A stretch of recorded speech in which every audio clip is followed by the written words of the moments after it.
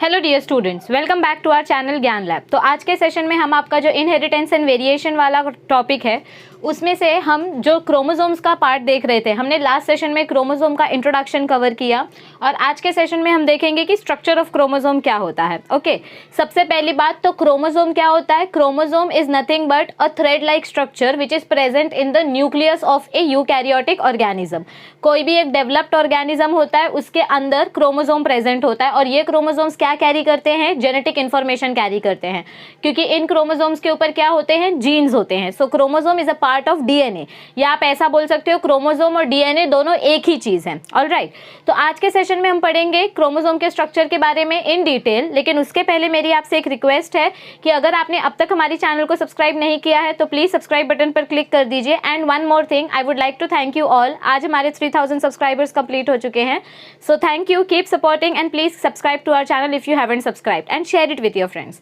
चलिए स्टार्ट करते हैं आज के सेशन के साथ। तो आज के सेशन में हम डिस्कस करने जा रहे हैं स्ट्रक्चर ऑफ क्रोमोसोम। अब देखो, स्ट्रक्चर ऑफ क्रोमोसोम के बारे में हमने लास्ट सेशन में क्या पढ़ा था कि क्रोमोसोम्स नॉर्मली नहीं दिखाई देते, मतलब they are very very minute structures, they are very minute cell organelle जो न्यूक्लियस के अंदर होता है। एक तो एक सेल का साइज माइक्रोमीटर्स में होता है, फिर उस सेल के अंदर का आपको न्यूक्लियस देखना है। मतलब imagine this is a cell, cell के अंदर न्यूक्लियस प्रेजेंट है, न्यूक्लियस के अंदर क्रोमोसोम प्रेजेंट है। तो ये क्रोमोसोम आपको एकदम हाईली मैग्नीफाइड माइक्रोस्कोप यानी कि कंपाउंड माइक्रोस्कोप के नीचे देखने को मिलेगा। कहां पर देखने को मिलेगा? कंपाउंड माइक्रोस्कोप के अंदर।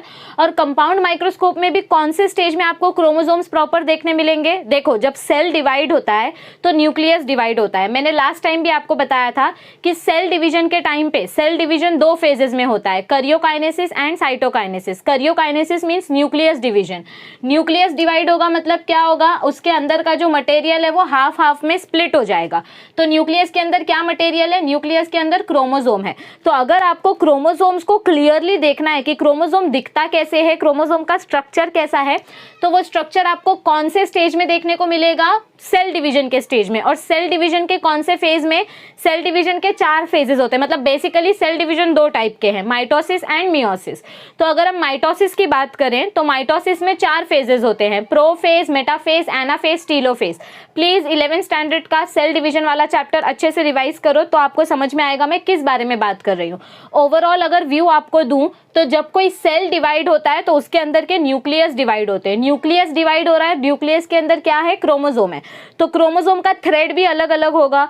तो अगर आपको ये सेपरेटिंग थ्रेड अलग अलग ध्यान से देखना है तो आपको क्या करना पड़ेगा? माइक्रोस्कोप के नीचे देखना पड़ेगा। और जिस स्टेज में अभी मैंने आपको बोला सेल डिवीजन के 4 स्टेजेस होते हैं माइटोसिस के, तो कौन से स्टेज में एक्चुअली न्यूक्लियस डिवाइड होता है? देखो, अलग अलग स्टेज का अलग अलग काम होता है।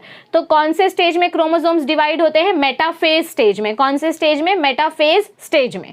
सो देखो, फर्स्ट पॉइंट में हमको एग्जैक्टली वही बताया गया है। Chromosomes are best visible under microscope at metaphase stage because they are highly condensed during this stage। मतलब क्या बोला गया है हमको कि जब सेल डिवीजन होता है, पहले तो ये क्रोमोसोम एकदम पतले थ्रेड जैसे होते हैं। कैसे होते हैं ये क्रोमोसोम्स? ये क्रोमोसोम्स एकदम पतले थ्रेड जैसे होते हैं, आपके बाल से भी पतले। लेकिन जब इनको डिवाइड होना होता है तो ये बहुत सारी प्रोटीन्स को ले लेते हैं, एब्जॉर्ब कर लेते हैं और ये थिक हो जाते हैं। मतलब ऐसा इमेजिन करो कि कैसे बताऊं मैं, मतलब these are very very thin thread initially, मतलब ये बहुत पतले धागे जैसे स्ट्रक्चर होते हैं। लेकिन जब इनको खुद को डिवाइड करना है तो ये अपने आप को एक साथ सिमेट लेते हैं, मतलब दे कलेक्ट एवरीथिंग टुगेदर। वो अपने आप को एक साथ समेट कर मोटे हो जाते हैं, वो कंडेंस हो जाते हैं। क्या हो जाते हैं? कंडेंस हो जाते हैं।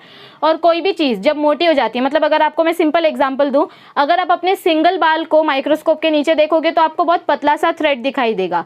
लेकिन अगर आप अपने बाल को 2-3 बार फोल्ड करके फिर माइक्रोस्कोप के नीचे देखोगे तो आपको वो थ्रेड थोड़ा मोटा दिखाई देगा। एग्जैक्टली उसी तरीके से आपका क्रोमोसोम जो है वो स्टार्टिंग स्टेज में एकदम पतला होता है, लेकिन मेटाफेज के स्टेज में वो कंडेंस हो जाता है। क्या हो जाता है? कंडेंस हो जाना मतलब सिकुड़ जाना, श्रिंक हो जाता है, उसके वजह से वो ज़्यादा मोटा दिखाई देता है। So it gets condensed at metaphase stage and at that stage chromosomes are best visible under microscope. अब आप सोच रहे होगे कि क्रोमोसोम दिखता कैसा है, तो जनरल स्ट्रक्चर क्रोमोसोम का ऐसा होता है। बटरफ्लाई के जैसे भी बोलते हैं बहुत सारे लोग एक्स शेप के जैसे बोलते हैं, डेंजर की sign. So this is how a chromosome basically looks like. देखो, ऐसे क्रोमोसोम के पास 2 अलग अलग सिस्टर्स होते हैं, मतलब दो अलग अलग स्टिक लाइक स्ट्रक्चर होते हैं। मतलब ऐसा इमेजिन करो that this is your chromosome, ऐसा इमेजिन करो that these 2 markers are your chromosome. तो ये एक क्रोमोसोम 2 मार्कर से मिलकर बना है। एक क्रोमोसोम कितने मार्कर से मिलकर बना है? 2 मार्कर से मिलकर बना है। उसी तरीके से एक क्रोमोसोम में 2 क्रोमैटिड्स हैं। क्या है? ये सिंगल स्टिक को, ये सिंगल मार्कर को हम क्या बोलेंगे? क्रोमैटिड बोलेंगे। क्या बोलेंगे? Chromatid. Chromatid means part of chromosome. Chromatid मतलब क्या होता है? 1 पार्ट ऑफ द क्रोमोसोम।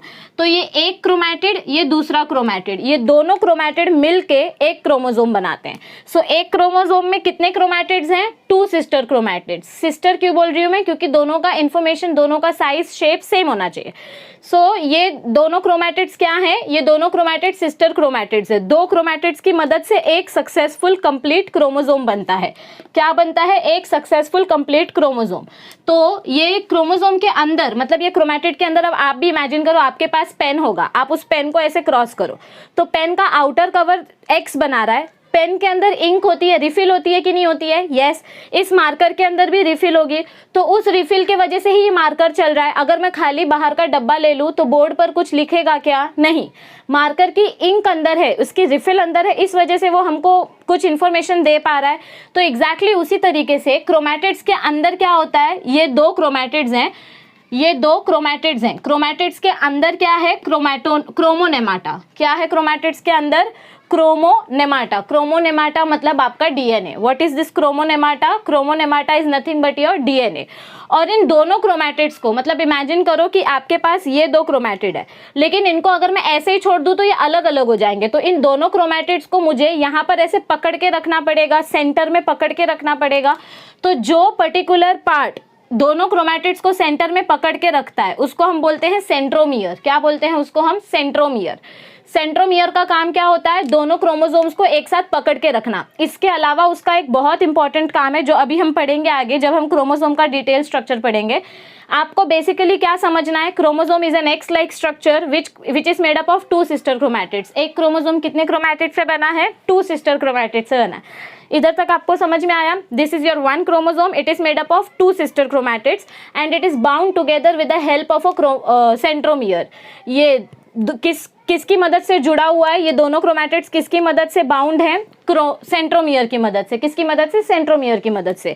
और इस मार्कर के अंदर जो इंक है, मतलब क्रोमोसोम्स के अंदर जो डीएनए है, उसको हम क्या बोलेंगे? क्रोमोनेमाटा। क्या बोलेंगे उसको? क्रोमोनेमाटा।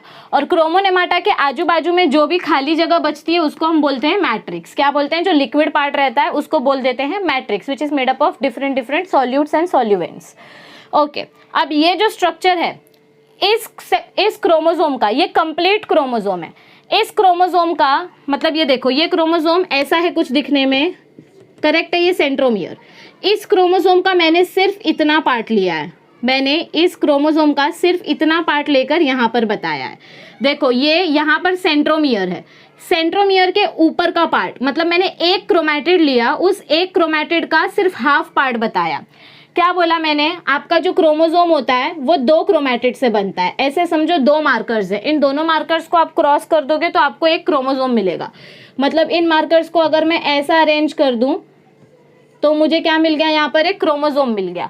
तो मैंने इन 2 सिस्टर क्रोमैटिड्स में से एक क्रोमैटिड का हाफ पार्ट लिया है। मैंने यहाँ पर क्या बताया है आपको? 2 क्रोमैटिड्स में से एक क्रोमैटिड का सिर्फ हाफ वाला पार्ट बताया है। एक क्रोमैटिड का क्या बताया है? हाफ वाला पार्ट बताया है। So this is your structure of chromosome that we are going to discuss. चलिए आगे पढ़ते हैं। आपको समझ में आया जनरल स्ट्रक्चर कैसे होता है क्रोमोसोम का? देख लो एक बार। ओके, एक्स जैसे होता है, it is made up of 2 sister chromatids, और ये 2 सिस्टर क्रोमैटिड्स को बीच में से कौन पकड़ के रखता है? सेंट्रोमियर। और इन सिस्टर क्रोमैटिड्स के अंदर जो रिफिल है, मतलब इसके अंदर जो डीएनए है, उसको हम बोलते हैं क्रोमोनेमाटा। क्या बोलते हैं? क्रोमोनेमाटा। और उसके आजू बाजू की जो खाली स्पेस होती है, जो फ्लूइड से भरी हुई होती है, उसको हम बोलते हैं मैट्रिक्स। क्या बोलते हैं? मैट्रिक्स। तो हम एक क्रोमैटिड का हाफ स्ट्रक्चर पढ़ेंगे। जैसा हाफ स्ट्रक्चर ऊपर का है वैसा ही हाफ स्ट्रक्चर नीचे का भी होगा। तो एक सिस्टर क्रोमैटिड का हाफ पार्ट पढ़ेंगे। Are you ready? Alright, so let's start with our next point. हमने बेसिक स्ट्रक्चर देख लिया क्रोमोसोम का। It looks like X and it is made up of 2 chromatids. अब आगे क्या बताया गया है? मतलब वही चीज जो मैंने आपको बोला उसको सेंटेंस में फ्रेम करके दिया गया है। So a typical chromosome means a basic chromosome consist of 2 chromatids. एक सिंगल क्रोमोसोम कितने क्रोमैटिड से बनता है? 2 क्रोमैटिड से बनता है, जिनको ज्वाइन ज्वाइन किया जाता है, which are joined together at centromere.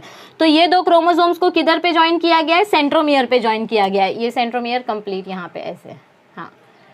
सो ये दो क्रोमोसोम्स हैं, दोनों क्रोमोसोम्स को सेंट्रोमियर से कनेक्ट कर दिया गया है और उस सेंट्रोमियर को हम क्या बोलते हैं, प्राइमरी कंस्ट्रिक्शन। इस सेंट्रोमियर का दूसरा नाम क्या है, प्राइमरी कंस्ट्रिक्शन। सेंट्रोमियर का दूसरा नाम क्या है, प्राइमरी कंस्ट्रिक्शन। अब आपको ध्यान से देखना है, देखो ये जो स्ट्रक्चर मैंने यहाँ पर ड्रॉ किया है, ये कौन सा स्ट्रक्चर है, आपके पास ऐसे दो सिस्टर क्रोमैटिड्स हैं, ऐसे मतलब ऐसे इमेजिन करो कि ऐसे दो सिस्टर क्रोमैटिड्स हैं। इन दो सिस्टर क्रोमैटिड्स को आप क्रॉस करोगे तो आपको एक क्रोमोसोम मिलेगा, करेक्ट है। तो इस एक क्रोमोसोम का मैंने एक सिस्टर क्रोमैटिड का हाफ वाला पार्ट लिया, मतलब एक सिस्टर क्रोमैटिड का सिर्फ हाफ वाला पार्ट यहाँ पर ड्रॉ किया है। ओके, सो ये क्रोमोसोम का मतलब एक सिस्टर क्रोमैटिड का ऊपर वाला पार्ट है। क्या है ये, एक सिंगल सिस्टर क्रोमैटिड का ऊपर वाला पार्ट, ऊपर या नीचे कोई भी पार्ट, बट सिस्टर क्रोमैटिड का हाफ पार्ट है। सो देखो क्या बताया जा रहा है हमको इधर पे, और typical chromosome it consists of two chromatids. एक सिंगल क्रोमोसोम दो क्रोमैटिड से बना है और ये दोनों क्रोमैटिड्स कहाँ पर ज्वाइन है, they are joined together at centromere. Where are they joined, they are joined together at the centromere and this centromere is also known as primary constriction. इस सेंट्रोमियर का दूसरा नाम क्या है, प्राइमरी कंस्ट्रिक्शन। देखो यहाँ पर देखो ध्यान से, ये आपका what is this, this is the structure of a chromosome. What is this, this is the structure of a chromosome. और यहाँ कहीं पर आपको सेंट्रोमियर देखने को मिलेगा, क्या देखने को मिलेगा, यहाँ कहीं पर आपको सेंट्रोमियर। तो ये सेंट्रोमियर वाला पार्ट है, मतलब ये सिस्टर क्रोमैटिड का जो मिडल पॉइंट होता है ये वो वाला पार्ट है। ये क्रोमोसोम का सिस्टर क्रोमैटिड का ऊपर वाला पार्ट और ये सिस्टर क्रोमैटिड का नीचे वाला पार्ट। क्या बोल रही हूँ मैं, ये एक पूरा सिंगल क्रोमैटिड है। क्या है, ये पूरा सिंगल क्रोमैटिड है। इस सिंगल क्रोमैटिड का जहां पर मतलब ऐसे इमेजिन करो, ये आपका एक क्रोमैटिड, ये आपका एक क्रोमैटिड, आपने दोनों को ज्वाइन कर दिया तो एक क्रोमोसोम बन गया। अब ये एक क्रोमोसोम कैसे बना, क्योंकि बीच में से हमने क्या किया, एक सेंट्रोमियर अटैच कर दिया। क्या किया, इधर बीच में हमने क्या किया, एक सेंट्रोमियर अटैच कर दिया। तो अगर मैं इस दोनों सिस्टर क्रोमैटिड को खोल दूं तो एक सिस्टर क्रोमैटिड का स्ट्रक्चर इधर पे बताया है। क्या बताया है इधर पे, एक सिस्टर क्रोमैटिड का स्ट्रक्चर बताया है। पहले जो मैं बोल रही थी ना कि हाफ सिस्टर क्रोमैटिड का स्ट्रक्चर है, हाफ सिस्टर क्रोमैटिड का स्ट्रक्चर नहीं है, एक पूरा कंप्लीट सिस्टर क्रोमैटिड का स्ट्रक्चर यहाँ पर बताया जा रहा है। और उस कंप्लीट सिस्टर क्रोमैटिड के स्ट्रक्चर में हमको क्या बताया है कि जो इसका सेंट्रोमियर वाला पोजीशन है, मतलब जहां पर दूसरा क्रोमैटिड आके अटैच होगा, उस सेंट्रोमियर वाली पोजीशन को हम क्या बोलते हैं, प्राइमरी कंस्ट्रिक्शन। वापस से सुनो ध्यान से, आपका एक क्रोमोसोम दो क्रोमैटिड से बनता है। इस दोनों क्रोमैटिड को आप कैसे ज्वाइन करते हो, सेंट्रोमियर से। कैसे ज्वाइन करते हो, सेंट्रोमियर से। सेंट्रोमियर को हम क्या बोलते हैं, प्राइमरी कंस्ट्रिक्शन। सेंट्रोमियर को हम क्या बोलते हैं, प्राइमरी कंस्ट्रिक्शन। तो देखो ये वाला पॉइंट जो है ये आपका सेंट्रोमियर वाला पॉइंट है, मतलब ये एक सिस्टर क्रोमैटिड और एक दूसरा सिस्टर क्रोमैटिड ऐसे अटैच हो जाएगा तो एक क्रोमोसोम बन जाएगा। तो दोनों क्रोमोसोम को मतलब दोनों सिस्टर क्रोमैटिड्स को अटैच करने के लिए जो सेंटर वाला पॉइंट रहेगा वो यहाँ पर है। कहाँ पर है, see look here, centromere. This is the centromere. This point is the centromere, which is also known as primary constriction. इस पॉइंट को हम क्या बोलते हैं, प्राइमरी कंस्ट्रिक्शन। लेबल्स एकदम ध्यान से देखो, आप लोग लेबल्स बराबर नहीं करते हो, आप लोग ऐसे हवा में ही छोड़ देते हो लेबल्स को। लाइन से हमेशा चिपका के बताओ कि कौन सा क्या है। So this part is known as centromere और सेंट्रोमियर का दूसरा नाम क्या है, प्राइमरी कंस्ट्रिक्शन। अब देखो आगे क्या बताया गया आपको थ्योरी में, प्राइमरी कंस्ट्रिक्शन का क्या फंक्शन है। Primary constriction consists of a disc shaped plate called kinetochore. अब हमको क्या बोला गया है कि यहाँ प्राइमरी कंस्ट्रिक्शन में एक प्राइमरी कंस्ट्रिक्शन में एक बहुत ही पतला सा डिस्क जैसा स्ट्रक्चर प्रेजेंट होता है। क्या प्रेजेंट होता है, एक पतला सा। ये देखो ये जो ब्लू लाइन बीच में से पास हो रही है, मतलब ये जो सिंगल दो लाइन पास हो रही है बीच में से, वो तो डीएनए है, मतलब वो क्रोमोनेमाटा है। ये जो मैंने बताया था ना, ये क्रोमोनेमाटा है, दिस क्रोमोनेमाटा। लेकिन इसके अलावा भी यहाँ पर एक डिस्क जैसा स्ट्रक्चर प्रेजेंट होता है। क्या प्रेजेंट होता है, यहाँ पर एक डिस्क लाइक स्ट्रक्चर प्रेजेंट होता है जिसको हम बोलते हैं काइनेटोकोर। मतलब ऐसा इमेजिन करो कि कुछ ऐसा स्ट्रक्चर प्रेजेंट होता है, ऐसा इमेजिन करो कि ऐसा कुछ स्ट्रक्चर प्रेजेंट होता है जिसको हम बोलेंगे काइनेटोकोर। क्या बोलेंगे उस स्ट्रक्चर को हम, काइनेटोकोर। और वो काइनेटोकोर का फंक्शन क्या होता है, स्पिंडल फाइबर्स बनाना। काइनेटोकोर का फंक्शन क्या होता है, स्पिंडल फाइबर बनाना।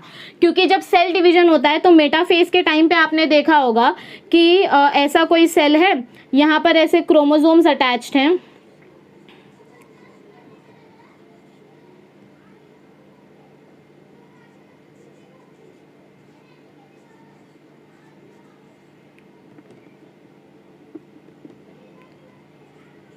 सेंट्रोमियर हमेशा पोलर पोजीशन पे होता है और यहाँ से ऐसे स्पिंडल फाइबर्स निकल रहे हैं। ये आपने देखा होगा कि ऐसे स्पिंडल फाइबर्स निकल रहे हैं। तो ये स्पिंडल फाइबर्स कहाँ से निकलते हैं? स्पिंडल फाइबर्स सेंट्रोमियर से निकलते हैं। ये क्रोमोसोम का मतलब देखो, ये आपका सिंगल क्रोमोसोम है और यहाँ पर सेंट्रोमियर है। क्या है यहाँ पर? सेंट्रोमियर है। और अभी हमने क्या पढ़ा कि प्राइमरी कंस्ट्रक्शन को हम सेंट्रोमियर बोलते हैं। सेंट्रोमियर का दूसरा नाम क्या है? Primary constriction. प्राइमरी कंस्ट्रक्शन के पास क्या प्रेजेंट है? प्राइमरी कंस्ट्रक्शन के पास एक डिस्क जैसा शेप प्रेजेंट है। क्या प्रेजेंट है? एक फ्लैट डिस्क जैसा शेप प्रेजेंट है जिसको हम बोलते हैं काइनेटोकोर। और इस काइनेटोकोर का फंक्शन क्या होता है?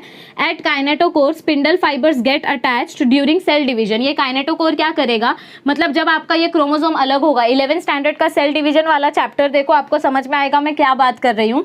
तो मेटाफेज के टाइम पे जब आपके ये क्रोमोसोम्स अलग हो जाएंगे, ये क्रोमैटिड्स अलग होंगे, तो ये हाफ क्रोमैटिड ऊपर की तरफ जाएगा, हाफ क्रोमैटिड नीचे की तरफ आएगा। मतलब कुछ ऐसे आपको दिखाई देगा। हाफ क्रोमैटिड पोजीशन चेंज हो जाता है। ये जो सेंट्रोमियर का पोजीशन है वो पोल्स की तरफ चला जाता है। मतलब ये ऊपर और ये नीचे, तो कुछ ऐसा दिखाई देगा। देखो, ऊपर जाके इसका सेंट्रोमियर ऊपर की तरफ और नीचे जाके इसका सेंट्रोमियर नीचे की तरफ। तो नीचे के क्रोमोसोम्स नीचे की पोल की तरफ खींचते हैं और ऊपर के क्रोमोसोम्स ऊपर की पोल की तरफ खींचते हैं। तो इस तरीके से आपका न्यूक्लियर डिवीजन होता है। फिर एक सेल में 23 और एक सेल में 23 ऐसे क्रोमोसोम्स डिवाइड हो जाते हैं।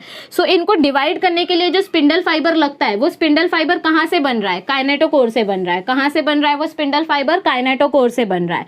सो काइनेटोकोर कहाँ पर प्रेजेंट है? सेंट्रोमियर के पास। सेंट्रोमियर का दूसरा नाम क्या है? Primary constriction. मैं आपको बार बार बता रही हूँ, आपका एक क्रोमोसोम 2 सिस्टर क्रोमैटिड से बनता है। 2 सिस्टर क्रोमैटिड्स को ज्वाइंट करके रखने के लिए हमको सेंट्रोमियर की जरूरत पड़ती है। सेंट्रोमियर का ही नाम प्राइमरी कंस्ट्रिक्शन है। ओके, सेंट्रोमियर का ही दूसरा नाम क्या है? Primary constriction. प्राइमरी कंस्ट्रिक्शन के पास एक डिस्क जैसा स्ट्रक्चर प्रेजेंट होता है जिसको हम बोलते हैं काइनेटोकोर। ये काइनेटोकोर क्या करता है? जो स्पिंडल फाइबर्स बनती हैं उस स्पिंडल फाइबर्स को अपने साथ अटैच कर लेता है। स्पिंडल फाइबर कौन बनाता है? सेंट्रियोल्स। आपके सेल में जो सेंट्रियोल्स प्रेजेंट होते हैं, आपने पढ़ा होगा कि ऐसा आपका सेल है, सेल के इधर एंड में ऐसे 2 सेंट्रियोल्स होते हैं। 11th स्टैंडर्ड में आपने पढ़ा है। इन सेंट्रियोल्स से स्पिंडल फाइबर्स बनते हैं। क्या बनते हैं? इन सेंट्रियोल्स से स्पिंडल फाइबर्स बनते हैं। तो ये स्पिंडल फाइबर्स आपके क्रोमोसोम को सेपरेट करने के लिए यूज हो रहा है। तो ये स्पिंडल फाइबर्स कहाँ पर अटैच होंगे? ये स्पिंडल फाइबर्स जो हैं ये काइनेटोकोर में अटैच होंगे। कहाँ पर अटैच होंगे? काइनेटोकोर में अटैच होंगे। प्लीज चीजों को लिंक करो, समझने की कोशिश करो। अगर आपको सेल डिवीजन चैप्टर अच्छे से आता है तभी आपको ये सेशन समझेगा, नहीं तो सब कुछ बाउंस हो जाएगा। मैं मेरा बेस्ट ट्राई कर रही हूँ कि आपको सेल डिवीजन वाला पार्ट भी थोड़ा थोड़ा एक्सप्लेन कर दूँ ताकि आपका रिविजन हो जाए। तो सेल डिवीजन के टाइम पे जब मेटाफेज वाला स्टेज आता है, जहां पर आपके क्रोमोसोम्स बीच में आ जाते हैं, और फिर एनाफेज में वो क्रोमोसोम धीरे धीरे करके पोल्स की तरफ जाते हैं। तो एनाफेज के टाइम पे जब वो क्रोमोसोम्स पोल की तरफ जाते हैं तो उनको स्पिंडल फाइबर खींचता है। तो मेटाफेज में जब आपके क्रोमोसोम्स हैं, स्पिंडल फाइबर आपके क्रोमोसोम से चिपक जाएगा। तो कहाँ चिपकेगा स्पिंडल फाइबर? स्पिंडल फाइबर चिपकेगा काइनेटोकोर के पास। ये आपका एक सिस्टर क्रोमैटिड है। एक सिस्टर क्रोमैटिड का जो सेंटर पॉइंट है वो यहाँ है, सेंट्रोमियर। सेंट्रोमियर के पास क्या है? आपका एक प्राइमरी, सेंट्रोमियर को हम बोलते हैं प्राइमरी कंस्ट्रिक्शन। प्राइमरी कंस्ट्रिक्शन के पास एक डिस्क प्लेट जैसा स्ट्रक्चर है जिसको हम बोलते हैं काइनेटोकोर। काइनेटोकोर क्या करता है? स्पिंडल फाइबर को अपनी तरफ खींचता है। काइनेटोकोर क्या करता है? स्पिंडल फाइबर को अपनी तरफ खींचता है ताकि स्पिंडल फाइबर क्रोमोसोम से चिपक सके और एनाफेज के टाइम पे वो क्रोमोसोम्स को अलग अलग कर सके। समझ में आया? मतलब ये तो मैंने एनाफेज ड्रॉ किया। अगर समझो मैं तुमको मेटाफेज ड्रॉ करके बताऊं तो कुछ ऐसा दिखाई देगा। आपके सारे क्रोमोसोम्स सेंटर में होंगे, ओके, और ऐसे कॉर्नर से स्पिंडल फाइबर्स निकलेंगे, ऐसा कुछ दिखाई देगा। तो ये स्पिंडल फाइबर्स कहाँ अटैच हो रही हैं? ये स्पिंडल फाइबर्स इधर अटैच हो रही हैं, सेंटर में अटैच हो रही है। कहाँ पर अटैच हो रही है? सेंटर में। तो स्पिंडल फाइबर सेंटर में अटैच क्यों हो रही है? क्योंकि सेंटर में क्या है? काइनेटोकोर प्रेजेंट है। क्या है? काइनेटोकोर प्रेजेंट है जो स्पिंडल फाइबर्स को अपनी तरफ अट्रैक्ट करता है। Okay, alright. अब आगे देखो क्या बताया गया है। Secondary constriction. हमने प्राइमरी कंस्ट्रिक्शन के बारे में पढ़ लिया। हमने किसके बारे में पढ़ लिया? प्राइमरी कंस्ट्रिक्शन, मतलब जो सेंट्रोमियर वाला पॉइंट है उसके बारे में हमने पढ़ लिया। देखो कंस्ट्रिक्शन मतलब क्या होता है। ये देखो, ये आपका क्रोमोसोम जा रहा है लेकिन ये स्ट्रेट नहीं जा रहा है, बीच बीच में से ये कॉन्ट्रैक्ट हो गया है। बीच बीच में से क्या हो गया? ये क्रोमोसोम अगर ऐसा स्ट्रेट जाता तो उसको हम नॉर्मल क्रोमोसोम बोलते, लेकिन बीच बीच में से क्या हो रहा है, ये कॉन्ट्रैक्ट हो रहा है। देखो यहाँ पे कॉन्ट्रैक्ट हो गया मतलब पतला हो गया, यहाँ पे अचानक से पतला हो गया। ये तो मैंने आपको सिर्फ बताने के लिए बताया कि काइनेटोकोर ऐसा डिस्क जैसा प्रेजेंट होता है, बट बेसिकली यहाँ पहले वो कॉन्ट्रैक्ट होता है। ओके, सो यहाँ पर कॉन्ट्रैक्ट हो गया है, यहाँ पर कॉन्ट्रैक्ट हो गया है। तो ये जो जहां जहां पर आपका क्रोमोसोम कॉन्ट्रैक्ट होता है, तो कॉन्ट्रैक्शन के लिए दूसरा वर्ड क्या है, कंस्ट्रिक्शन। कॉन्ट्रैक्शन के लिए दूसरा वर्ड क्या है, कंस्ट्रिक्शन। मतलब जहां जहां पर आपका क्रोमोसोम कॉन्ट्रैक्ट हो रहा है, जहां जहां पर आपका क्रोमोसोम सिकुड़ रहा है, उसको हम बोलते हैं कंस्ट्रिक्शन। क्या बोलते हैं उसको हम, कंस्ट्रिक्शन। तो देखो ध्यान से कि जहां पर मेन एरिया में जहां पर आपका क्रोमोसोम कॉन्ट्रैक्ट हुआ है, कहां पर, यहाँ जहां मेन एरिया में आपका क्रोमोसोम कॉन्ट्रैक्ट हुआ है, तो उसको हम बोलते हैं primary constriction, that is the first contraction. और कुछ क्रोमोसोम्स में इसके अलावा भी कॉन्ट्रैक्शन देखने को मिलते हैं। ध्यान से सुनो मैं क्या बोलने जा रही हूँ। सारे क्रोमोसोम्स में आपको एक कॉन्ट्रैक्शन देखने को मिलेगा, दैट इज प्राइमरी कंस्ट्रिक्शन। कौन सा कंस्ट्रिक्शन देखने को मिलेगा, प्राइमरी कंस्ट्रिक्शन, क्योंकि प्राइमरी कंस्ट्रिक्शन इज सेंट्रोमियर, मतलब यहीं पर आपका दूसरा सिस्टर क्रोमैटिड आके अटैच होगा। ये एक सिस्टर क्रोमैटिड है, ये दूसरा सिस्टर क्रोमैटिड है, तो ये दोनों सिस्टर क्रोमैटिड्स को अगर एक साथ अटैच होना है तो वो सेंट्रोमियर की पोजीशन होना जरूरी है। तो एक कॉन्ट्रैक्शन या एक कंस्ट्रिक्शन आपको कंपलसरी देखने को मिलेगी ही क्रोमोसोम में, लेकिन कुछ ऐसे रेयर क्रोमोसोम्स होते हैं जिनमें आपको एक से ज्यादा कंस्ट्रिक्शन देखने को मिलता है। क्या बोल रही हूं मैं, कुछ ऐसे 1 और 2 rare additional constrictions are found in some chromosomes. कुछ आपकी बॉडी में टोटल 46 क्रोमोसोम्स हैं, तो 2-3 कुछ ऐसे क्रोमोसोम्स होते हैं जहां पर आपको एक से ज्यादा कंस्ट्रिक्शन देखने को मिल रहा है। ये कंस्ट्रिक्शन कंपलसरी सब क्रोमोसोम में होगा, क्योंकि ये सेंट्रोमियर वाला पार्ट है। कौन सा पार्ट है, ये सेंट्रोमियर वाला पार्ट है। अगर सेंट्रोमियर नहीं होगा तो ये क्रोमैटिड अकेला रह जाएगा, ये किसी दूसरे, मतलब ये क्रोमैटिड अकेला रह जाएगा, ये किसी दूसरे सिस्टर क्रोमैटिड के साथ बाइंड ही नहीं कर पाएगा, क्योंकि इसके पास सेंट्रोमियर वाला पॉइंट ही नहीं है। तो सेंट्रोमियर सबके पास होगा, मतलब प्राइमरी कंस्ट्रिक्शन सबके पास होगा, लेकिन सेकेंडरी कंस्ट्रिक्शन मतलब जो सेकेंड कॉन्ट्रैक्शन होता है वो बहुत कम क्रोमोसोम्स के पास होता है, रेयर क्रोमोसोम्स के पास। तो जो सेकेंड कंस्ट्रिक्शन है उसको हम बोलते हैं सेकेंडरी कंस्ट्रिक्शन। क्या बोलते हैं उसको हम, सेकेंडरी कंस्ट्रिक्शन। तो ये कुछ ही क्रोमोसोम्स में आपको देखने को मिलता है। 1 और 2 रेयर एडिशनल कंस्ट्रिक्शंस, मतलब एक या एक से ज्यादा, ये तो कंपलसरी है, प्राइमरी कंस्ट्रिक्शन कंपलसरी है।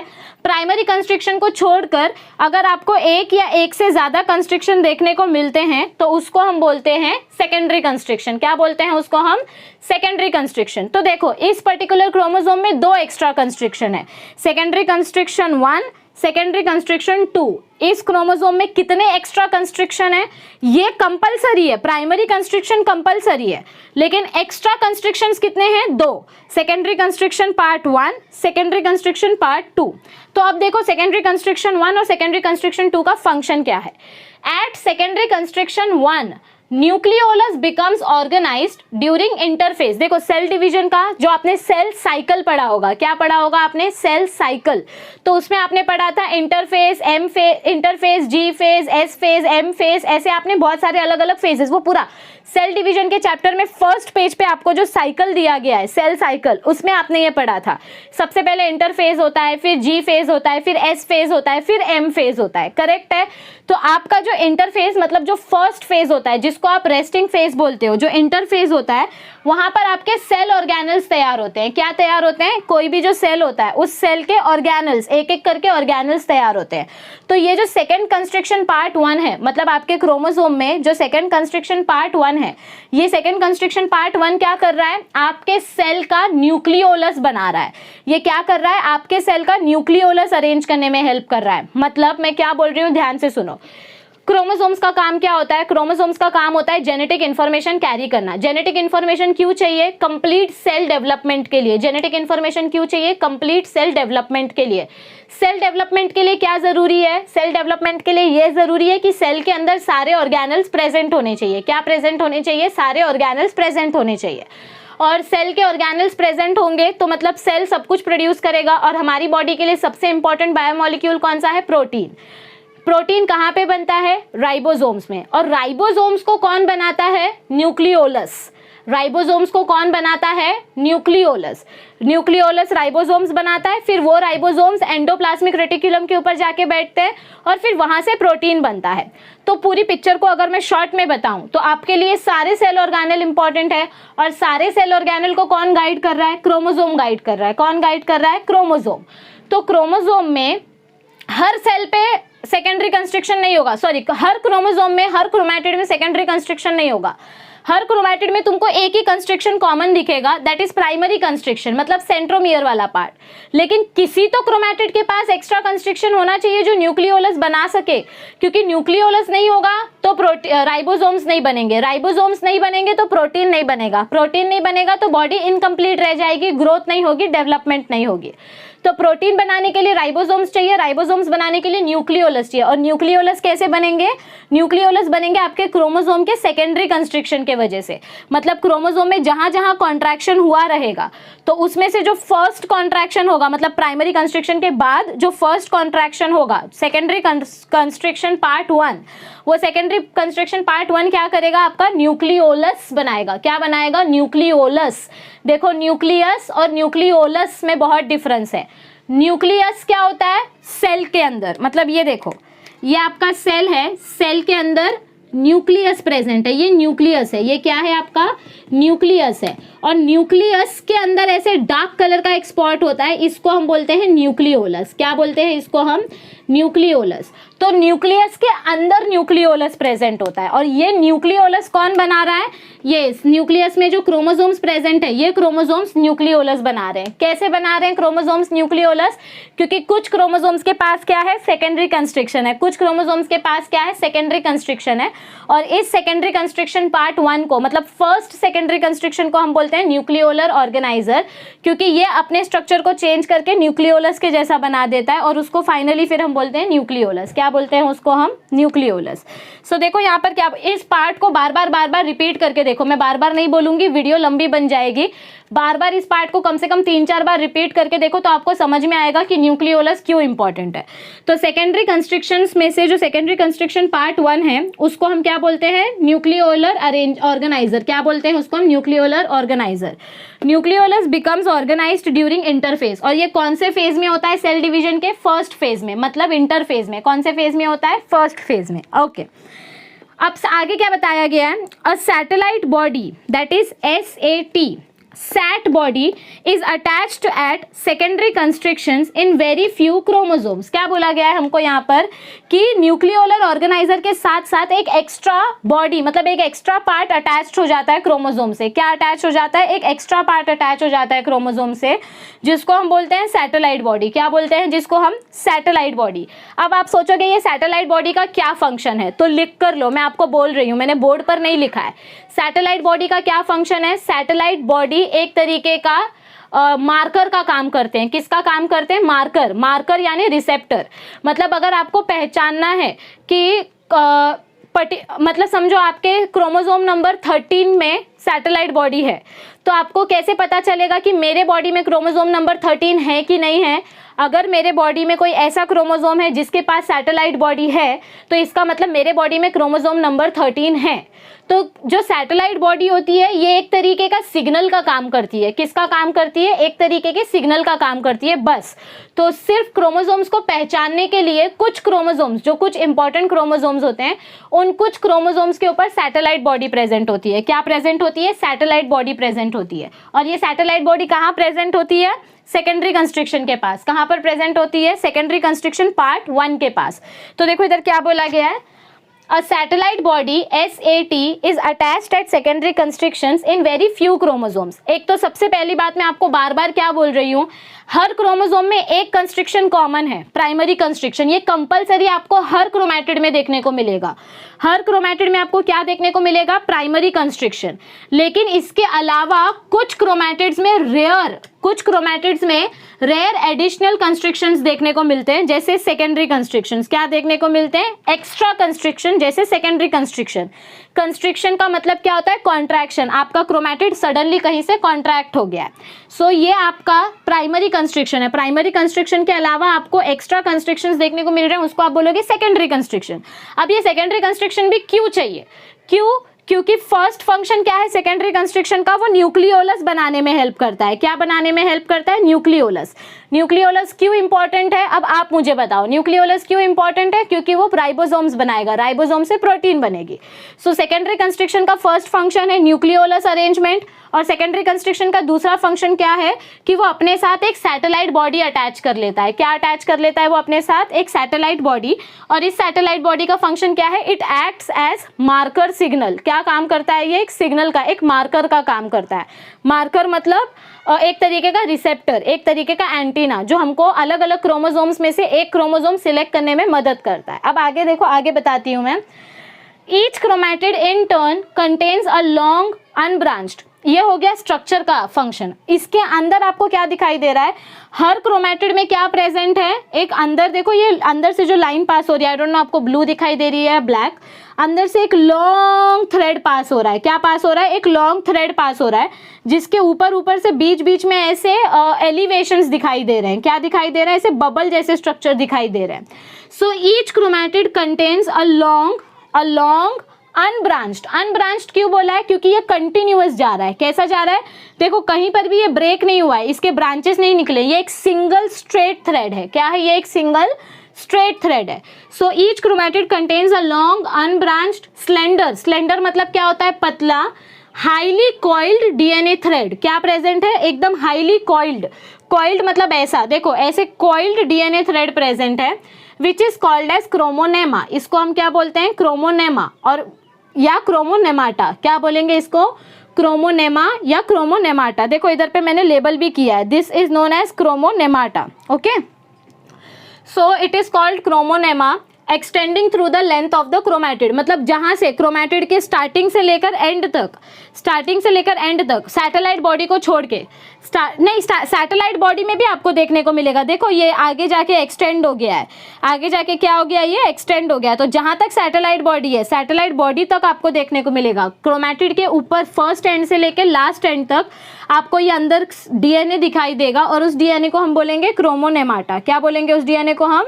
क्रोमोनेमाटा। यहाँ तक आपको समझ में आया है? पक्का वीडियो को बार बार देखो तो आपको डाउट्स नहीं होंगे, एक ही बार देखोगे तो थोड़ा कंफ्यूजन होगा। और सेल डिवीजन चैप्टर रिवाइज करके देखो।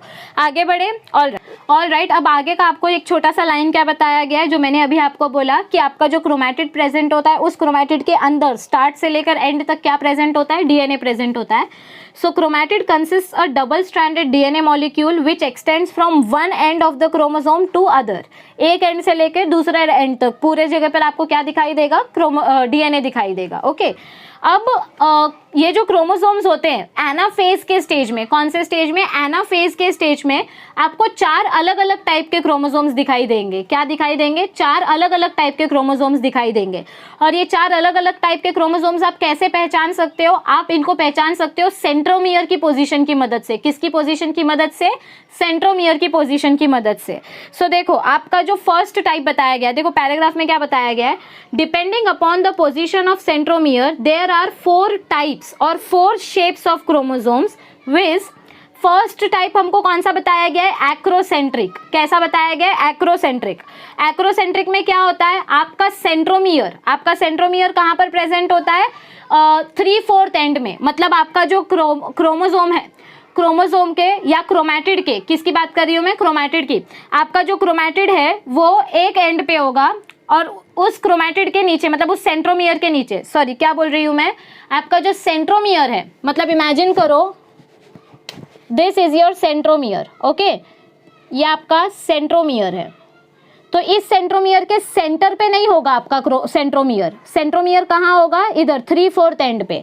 मतलब आधे से ज़्यादा क्रोमैटिड ऊपर और एकदम छोटा सा क्रोमैटिड का पार्ट नीचे, और यहाँ पर आपका सेंट्रोमियर प्रेजेंट है।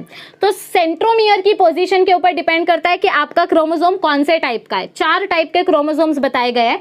एक्रोसेंट्रिक मतलब क्या होता है? जब आपका सेंट्रोमियर नीचे की तरफ प्रेजेंट है, नीचे से थोड़ा सा ऊपर, मतलब more than half of the chromatid is present on the upper side, और आपका सेंट्रोमियर एकदम नीचे की तरफ है, टिप में नहीं है, बस टिप से थोड़ा सा ऊपर। So that is acrocentric. तो वो एनाफेज के टाइम पे आपको कैसे दिखाई देगा? जे शेप का दिखाई देगा। कैसा दिखाई देगा? जे शेप का। आगे क्या बोला गया है? टीलोसेंट्रिक। टीलोसेंट्रिक मतलब क्या हो जाएगा? ये सेंट्रोमियर इधर से शिफ्ट होके नीचे आ जाएगा। कहाँ आ जाएगा ये सेंट्रोमियर? ये देखो, wait let me rub it properly. सो वो सेंट्रोमियर नीचे से शिफ्ट होकर कहाँ आ जाएगा, मतलब इमेजिन करो ये आपका क्रोमैटिड है, तो पहले सेंट्रोमियर कहाँ था, पहले सेंट्रोमियर यहाँ था, करेक्ट है। अब ये शिफ्ट होके और नीचे आ गया, जब यहाँ पे था तो इसको हमने बोला एक्रोसेंट्रिक, जब ये सेंट्रोमियर और नीचे शिफ्ट हो गया तो उसको हम बोलेंगे टीलोसेंट्रिक। क्या बोलेंगे उसको हम, टीलोसेंट्रिक। टीलोसेंट्रिक में क्या हो जाता है, आपका सेंट्रोमियर और नीचे शिफ्ट हो जाता है, एकदम टिप में, क्रोमैटिड के एकदम टिप में, उसको बोलते हैं telocentric. So it looks like I. Next क्या बताया है, सब मेटासेंट्रिक। सब मेटासेंट्रिक मतलब एकदम मिडल में नहीं रहेगा, मिडल से थोड़ा सा नीचे, मतलब एकदम नीचे भी नहीं और एकदम मिडल में भी नहीं, बीच में। ओके, सो दैट इज सब मेटासेंट्रिक। फिर आता है and it looks like L shaped during metaphase, and the last one is metacentric. Last one कौन सा है, मेटासेंट्रिक, जहां पर आपका जो सेंट्रोमियर है वो एकदम सेंटर में प्रेजेंट होगा। कहाँ प्रेजेंट होगा, सेंटर में। तो एनाफेज के टाइम पे क्या हो जाएगा, आपका ये जो मेटासेंट्रिक क्रोमोसोम है या मेटासेंट्रिक क्रोमैटिड है, ये वी जैसा दिखाई देगा। वी जैसे मतलब ऐसे, एक एंड इधर पे क्रोमैटिड का, एक एंड इधर पे, और इधर बीच में आपका सेंट्रोमियर प्रेजेंट है। So it looks like V during the anaphase. The end of the chromosome that is chromatids are known as telomeres। यहाँ देखो डायग्राम में, देखो डायग्राम में क्या बताया गया है कि ये एक सिंगल क्रोमैटिड है। क्रोमैटिड के एंड को हम क्या बोलते हैं, टीलोमियर। क्या बोलते हैं क्रोमैटिड के एंड को, टीलोमियर।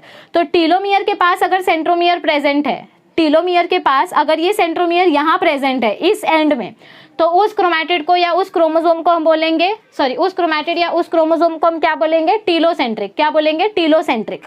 तो सेंट्रोमियर कहाँ प्रेजेंट है उसके ऊपर डिपेंड करता है कि आपका क्रोमोसोम कौन से टाइप का है। एक्रोसेंट्रिक मतलब नीचे से थोड़ा ऊपर, टीलोसेंट्रिक मतलब एकदम टिप में, चाहे ऊपर वाली टिप में हो चाहे नीचे वाली टिप में हो, आई जैसा दिखाई देगा।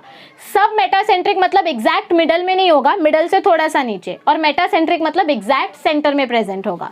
देखो ऐसे आपको 4 टाइप के क्रोमोसोम्स देखने को मिलेंगे, एक्रोसेंट्रिक, मेटासेंट्रिक, सब metacentric and telocentric. So I hope कि आज का सेशन आपको समझ में आया होगा। मैंने कोशिश की है क्रोमोसोम के स्ट्रक्चर को एकदम डिटेल में समझाने की। सेक्स क्रोमोसोम्स के बारे में भी आज मैं बताना चाहती थी, लेकिन अगर मैं वो बताऊंगी तो वीडियो थोड़ा सा लंबा हो जाएगा और कंफ्यूजिंग हो जाएगा। I want you to understand this concept very, very, very comfortably and very much in detail. Okay, I have tried my best to explain you in very simple terms. Cell division का भी part मैंने थोड़ा थोड़ा explain किया है। एक बार में video नहीं समझ में आएगी, कम से कम 2 से 3 बार वीडियो को रिपीट करके देखो तो आपको समझ में आएगा। और टेक्स्ट बुक प्लीज़ रीड करो। आप लोग की आदत बहुत गंदी है, आप लोग टेक्स्ट बुक रीड नहीं करते हो तो आपको डाउट्स आते हैं। So please make sure that you read the text book very carefully. And if you still have any doubts, then feel free to ask your doubts in our comment section. I would like to thank you once again for supporting us, but we need your support more and more. Spread about this channel as much as possible. Let your friends know about it. Share it in your school group, classes group, college group. And please keep subscribing, keep watching our videos. Stay tuned. See you soon. Thank you.